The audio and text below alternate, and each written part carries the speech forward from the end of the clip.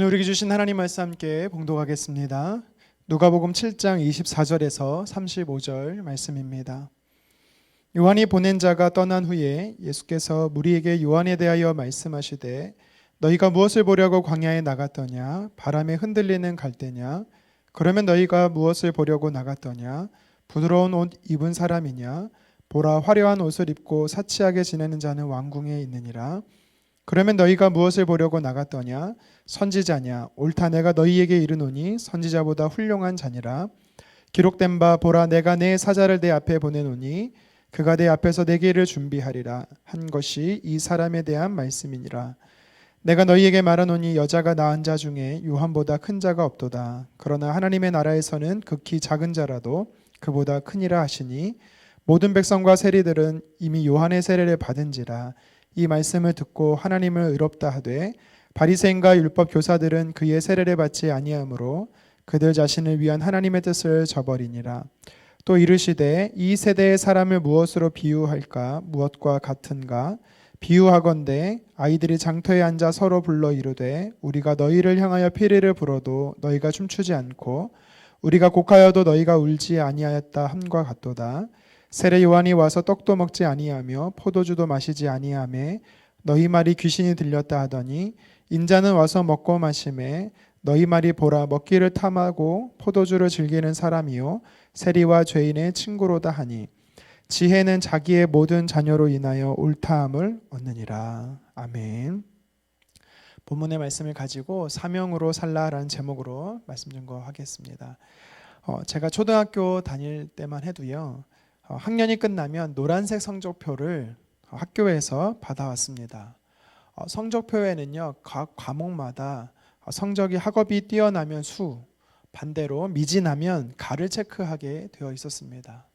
그리고 반 담임 선생님께서는 그 학생이 어땠는지 마지막 총평을 성적표에 써 놓으셨습니다. 정확하지는 않지만 제가 4학년 때 선생님께서 써주신 총평을 기억을 합니다. 이렇게 쓰여져 있었습니다. 성격은 밝고 교우 관계는 좋지만 다소 개구지고 산만하다. 네. 평소 잘 떠드는 학생이라는 뜻이지요. 저희 어릴 적 학교 모습을 그대로 기록한 것입니다. 그래서 그런지 가끔 저희 자녀들이 장난을 치거나 심한 행동을 하는 것을 보면서 저 아이들은 도대체 누굴 닮았을까? 엄마를 닮았겠지 라고 농담을 하지만 실상은 어릴 적 저의 모습이 저랬구나 라고 생각할 때가 있습니다. 오늘 본문 말씀에도 보면 예수님께서 한 사람에 대해 총평을 하시는 모습이 등장합니다. 그 사람이 누구냐면 세례 요한입니다. 예수님의 총평은 이렇습니다. 본문 28절인데요. 제가 한번 읽겠습니다. 내가 너희에게 말하노니 여자가 낳은 자 중에 요한보다 큰 자가 없도다. 아멘. 세례 요한은요, 당시 영적 각성을 일으키며 유대 사회에서 신선한 바람을 일으키고 있던 영적 지도자였습니다. 하지만 아무도 말하지 않는, 숨죽이고 있는 분봉왕이었던 헤롯에 대해서요, 헤롯의 잘못에 대해서 그가 비난을 하게 됩니다. 그로 인해서 감옥에 갇히게 되지요. 감옥에 있던 세례 요한은요, 예수님이 진짜 구약의 메시아로서 우리가 기다리는 그런 메시아가 맞는지에 대해 다시 한번 제자를 통해서 확인을 하려고 합니다. 이것이 우리가 이 앞선 내용의 스토리인데요. 사실 이미 세례 요한은요, 예수님이 메시아인 것을 알고 있었습니다. 특별한 분임을 이미 그는 알고 있었습니다. 예수님이 동정녀로 태어나신 것을 그의 어머니 엘리사벳을 통해서 이미 들었을 것입니다. 그래서 요단강에 예수님이 세례를 오실 때 뭐라고 말합니까? 예수님을 향하여서 세례를 받지 않으셔도 된다라고 이야기를 합니다. 그리고 예수님이 세례를 받으시고 나서의 놀라운 현상을 또 목격하게 되지요. 성령이 비둘기같이 내리고 하나님의 음성이 들립니다. 그 모습을 똑똑히 목격한 이 세례 요한은 예수님이 메시아임을 확신할 수 있었습니다. 그럼에도 불구하고 왜 세례 요한은 다시 제자 둘을 보내서 정말 예수님이 메시아가 맞는지 확인을 했을까요? 정통적인 해석에 따르면 이 세례 요한은 믿음이 흔들렸을 것이다 라고 이야기를 합니다. 감옥에 갇혀 있는 상태로 심신의 약함 가운데 있었을 때 믿음이 흔들릴 수 있을 것입니다. 그런데 분명한 사실은 한 가지는요. 예수님이 메시아 되신다라는 것을 제자들 통해서 들었을 때 세례 요한은 짧지만 30년의 생을 마감하는 그 순간만큼은 예수님이 메시아 되심을, 구원자 되심을 확신하고 그는 생을 마감했다라는 것입니다. 주를 위해 30년 동안 자신의 삶을 불태워 짧고 굵게 인생을 산 사명의 사람이었던 것이지요. 오늘 본문 말씀은 그런 세례 요한을 향해서 예수님께서 총평하고 있는 말씀입니다. 세례 요한 같이 이 시대를 살아가는 저와 여러분들을 향해서도 오늘 본문 말씀은 도전하는 것이 있습니다. 그것은 뭐냐면 하나님의 사람은 사명으로 살아야 한다라는 것이죠. 그렇다면 우리가 어떻게 세례 요한처럼 사명의 삶을 살 수 있을까요? 첫 번째는 일치된 삶을 사는 것이 사명으로 산다라는 것입니다. 세례 요한처럼 저와 여러분들은 말씀을 우리가 말하는 대로 살아야 되는 것입니다. 말씀을 통해 우리가 말하는 대로 살아내는 것이 언행일치지요. 그리고 그것을 가르치고 또 가르치는 대로 살아가는 것을 지행일치라고 합니다. 우리가 알고 있는 대로 살아내는 것입니다. 그리고 믿는 대로 또 살아내는 일치된 삶을 사는 신행일치인 것이지요. 그럴 때 우리가 일치된 삶을 통해서 영향력 있는 삶을 살 수 있는 것입니다. 29절의 세례 요한을 통해 회개의 세례를 받지 않는 사람이 거의 없다라고 성경은 예수님께서 말씀하고 계십니다. 누가 세례 요한에게 세례를 받지 않았는가? 당시 유대 사람들에게 있어서는요, 영적 지도자들이라고 말했던 자들만이 세례를 받지 않았다라고 성경은 말합니다. 그들은요, 그들이 아는 대로 또 가르치는 대로 믿는 대로 살지 않았던 불일치된 삶을 살았던 자들입니다. 반대로 세례 요한은 어떻습니까? 이사야서 40장 3절에 말씀하는 것처럼 광야에 외치는 자의 이 하나님의 사명이 외치는 자로서의 사명이 주어졌을 때 그는 광야로 나가서 살았습니다. 일치된 삶을 산 것입니다. 바리새인들처럼 남들에게 보여주기 위한 쇼맨십으로 그곳에서 살았던 것이 아닙니다.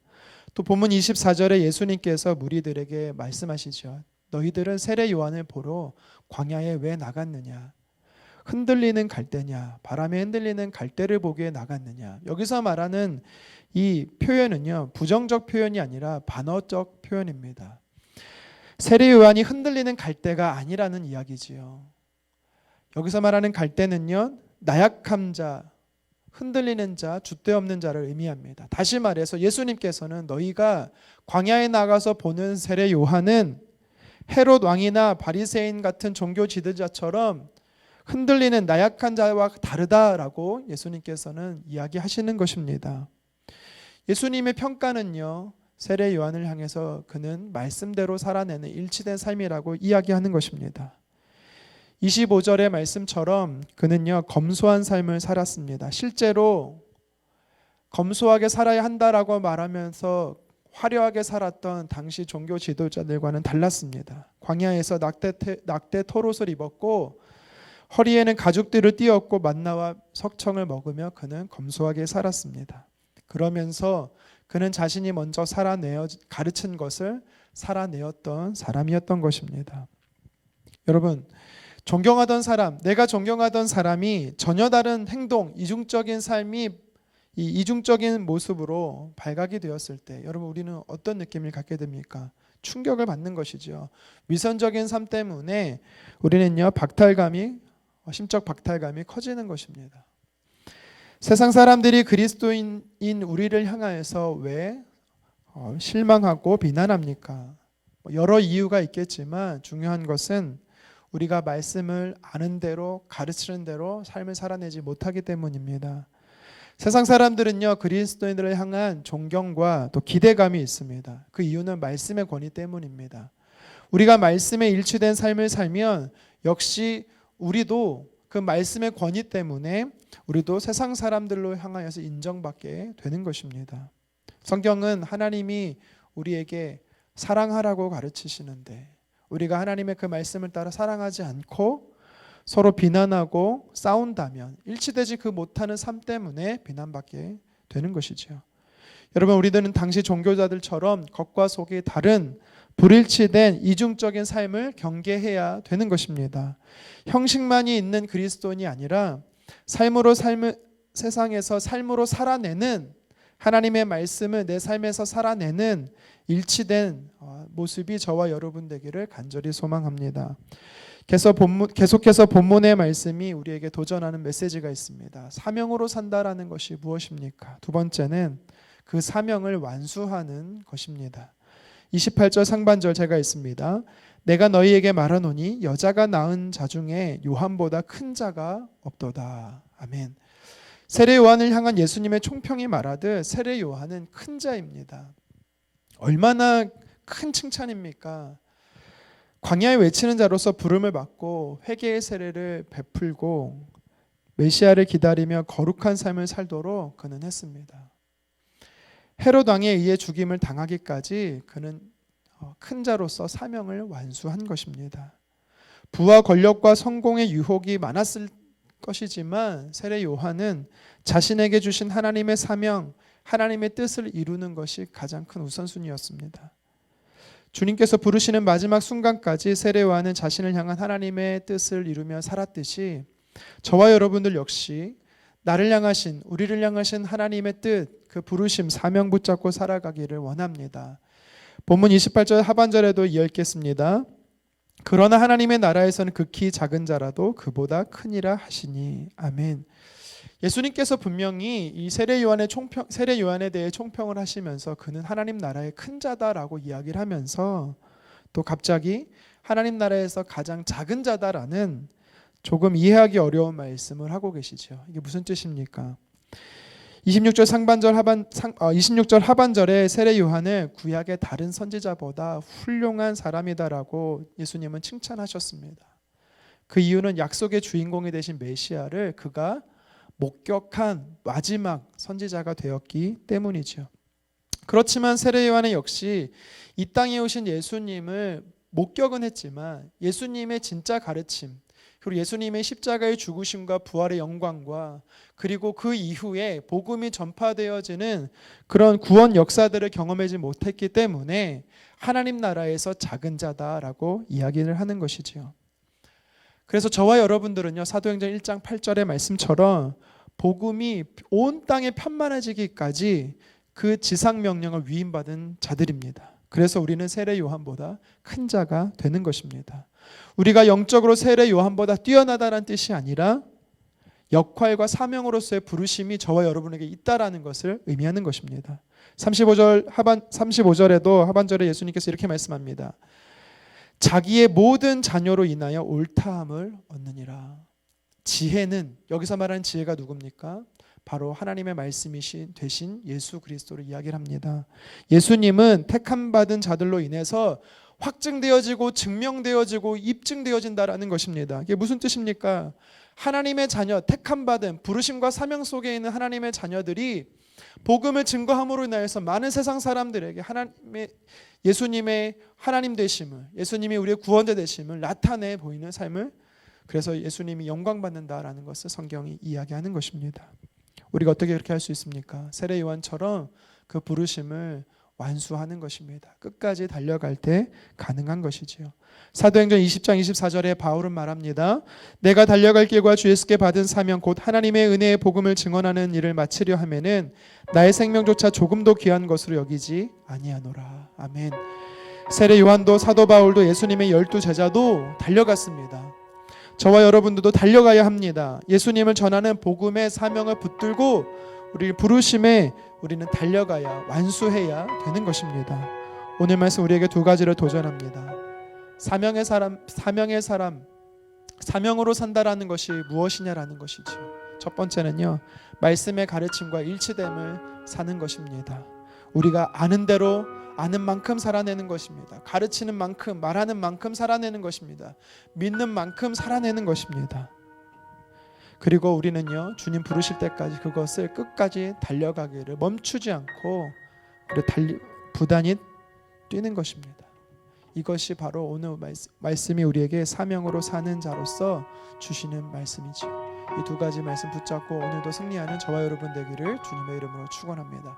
기도하겠습니다. 살아계시고 역사하신 하나님 아버지 감사합니다. 오늘 말씀을 통해서 예수님이 세례 요한을 어떤 자였다라고 총평하시는 것을 보았습니다. 하나님, 사랑하는 우리 성도님들이 주님 앞에 섰을 때 주님께서 우리를 기억하실 만한 메시지가 있을 것입니다. 하나님, 세례 요한처럼 우리가 하나님 나라를 위해 달려갔던 사람임을 살려갔던 사람으로 기억될 수 있도록 주님 도와주시옵소서. 특별히 오늘 말씀을 통해 사명으로 산다라는 것은 하나님의 말씀대로 삶 속에 적용하며 일치된 삶을 산다라는 것입니다. 우리가 알고 우리가 말하고 우리가 믿는 대로만 하나님 살아가게 도와주시옵소서. 뿐만 아니라 매일 삶 속에서 그렇게 일치된 삶을 이루며 또한 끝까지 멈추지 않고 달려가는 사명의 사람 되게 도와주시옵소서. 예수님의 이름으로 기도드리옵나이다. 아멘.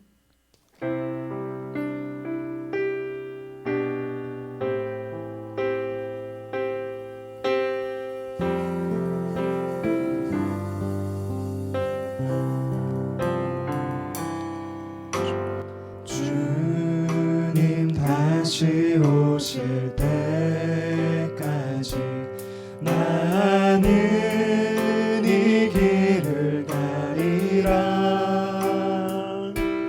좁은 길 나의 십자가 지고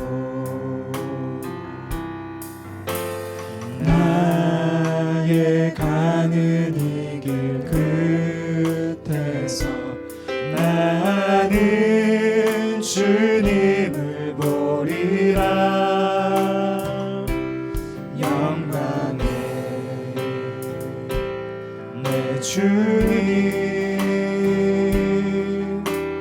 나를 맞아주시리. 주님 다시 오실 때까지 나는 일어나 달려가리라. 주의 영광 온 땅 덮을 때 나는 일어나 노래하리.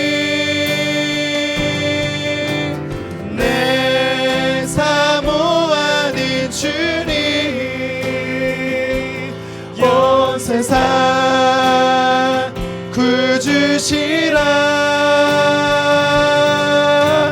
내 사모하는 주님 영광의 왕이시라. 주님 다시 오실 때까지 주님 다시 오실 때까지 나는 이 길을 가리라. 좁은 길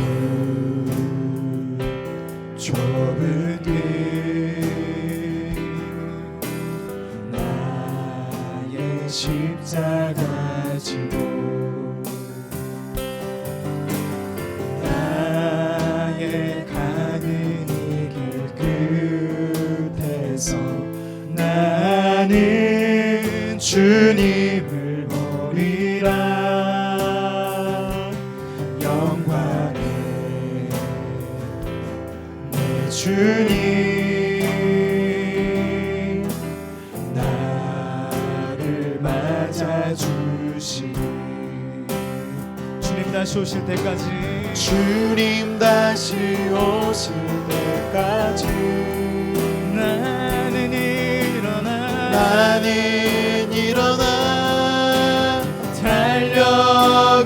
달려가리라. 주의 영광 온 땅 덮을 때에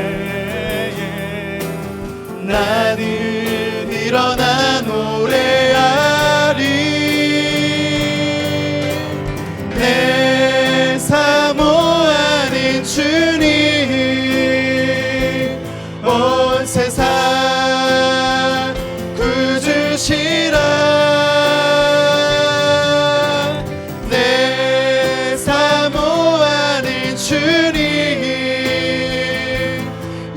영광의 왕이시라.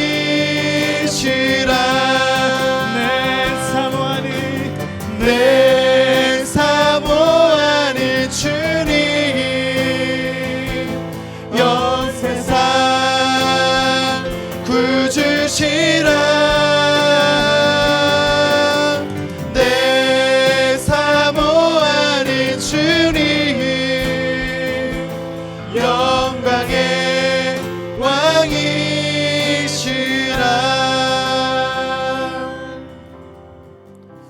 우리가 한번 말씀 붙잡고 함께 기도하기를 원합니다. 오늘 예수님께서 세례 요한에 대해서 세례 요한은 믿음의 사람이었다라고 평가하고 계십니다.